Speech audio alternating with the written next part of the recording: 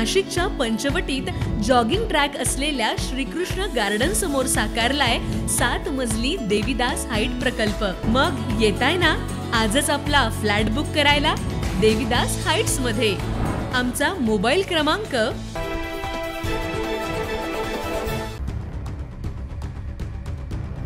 चुंचाळे शिवारातील घरकुल विभागात गेल्या काही महिन्यांपासून ड्रेनेज समस्यांनी नागरिकांचं जीवन अक्षरशः विस्कळीत केलंय।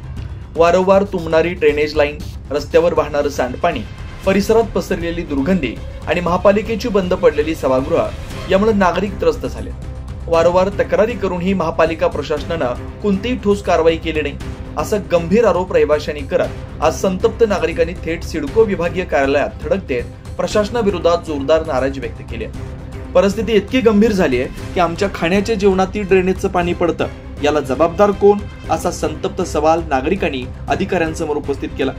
यामुळे डेंग्यू, मलेरिया सारख्या आजारांचा धोका वाढल्याचंही त्यांनी स्पष्ट सांगितलं। सर्वांना नमस्कार, मी प्रशांत खरात, राष्ट्रवादी शहर उपाध्यक्ष। मागील 15-20 वर्षापासून आम्ही या घरकुलच्या समस्येसाठी वारंवार पाठपुरावा करतो आहेत, परंतु ह्या 2007 मध्ये हा घरकुल आम्हाला अलॉट झालं, यांचं काम पूर्ण झालेलं आहे। पण ह्या 20-25 वर्षात एकही निधी आणि एकही नवीन विकासकाचं काम आमच्या घरकुलमध्ये झालेलं नाही।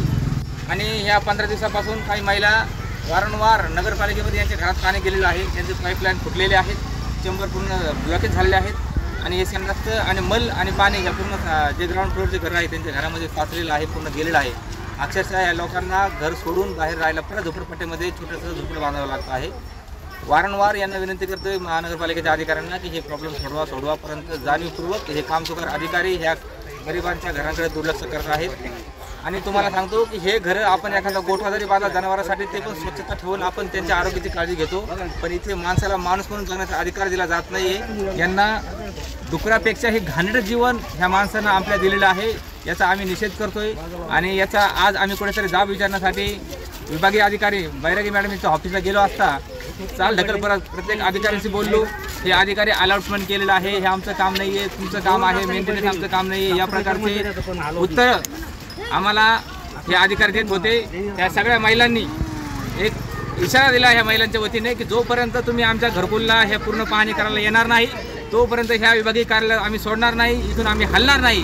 तेव्हा कुठे मॅडमने सगळ्या अधिकाऱ्यांना बोलवून त्या घरकुलची पाहणी केली आणि अक्षरशः ह्या तुमच्या कॅमेऱ्यामध्ये सुद्धा काही झालं असेल की लोक अक्षरशः घरं सोडून या घरामध्ये मल्ल साचलेलं आहे, पाणी पूर्ण घरात जात आहे, त्या मुलांचं आरोग्य धोक्यात आलेलं आहे। आमच्या काही महिला आहेत त्यांच्या मुलांना डेंग्यू झालेले आहेत, मलेरिया झालेले आहेत आणि जीव मुठीत धरून जगत आहेत। या प्रकारचं घाण्याच्या साम्राज्याचा आम्ही कुठेतरी निषेध करतो आणि ह्या अधिकाऱ्याला आम्ही जाहीर इशारा दिलेला आहे की जर 26 नोव्हेंबर संविधान दिनाच्या अगोदर आमचे सगळे प्रॉब्लेम सुटले नाहीत तर ह्या अधिकाऱ्याला काळं फासलं जाईल।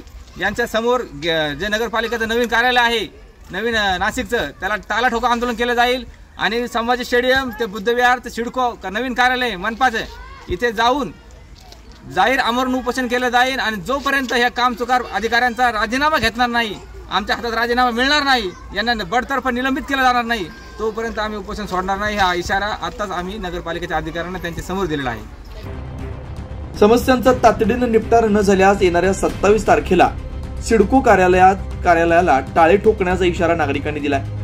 अधिकारी कामच करत नसतील तर त्यांनी तात्काळ राजीनामा द्यावा अशी मागणी प्रशांत खरात आणि स्थानिक नागरिकांनी जोरदारपणे केली।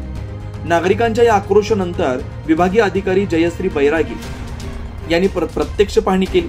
त्यांच्यासोबत संबंधित अधिकारी आणि कर्मचारी मोठ्या संख्येने उपस्थित होते। नागरिकांनी सांडपाणी समस्या, बंद पडलेली सभागृह, रस्त्यांची दयनीय अवस्था आणि वाढता आरोग्य धोका याबाबत सविस्तर माहिती अधिकाऱ्यांना दिली। घरकुल परिसरातील नागरिकांचा संताप शिगेला पोहोचला। प्रशासनानं तातडीनं कारवाई न केल्यास पुढील काही दिवसात आंदोलनाची तीव्रता अधिक वाढण्याची शक्यता व्यक्त केली जाते। 9 न्यूज महाराष्ट्रासाठी प्रतिनिधी नितीन चव्हाण, नाशिक।